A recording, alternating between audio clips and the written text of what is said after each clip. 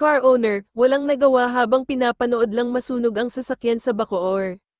Isang car owner sa Bacoor, Cavite ang nanlumo matapos masunog ang kanyang sasakyan habang pinapanood lang ito ng mga tao sa paligid, walang tumulong, pero karamihan ay naghawak ng cellphone at nagvideo.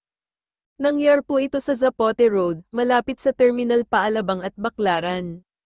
Noong ika-31 ng Hulyo taong 2025 ayon sa saksi, biglang nagliyab ang sasakyan ni Miko Juchi, habang hinihiling niyang matulungan siya, tulad ng tubig o fire extinguisher, wala ni isang tumulong, lahat ay nanood at nagvideo na lang.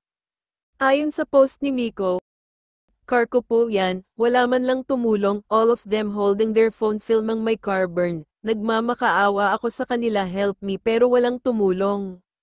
Mga reaksyon ng netizens, marami ang nadismaya at nagsabing mas pinili ng mga tao ang mag-video kaysa tumulong. May ilang nagsabi na dapat may parusa o kampanya na para sa mga bystanders na hindi tumutulong sa oras ng emergency. Isa pang netizen ang nagtatanong kung may fire extinguisher ba sa mga kalapit na tindahan o gusali.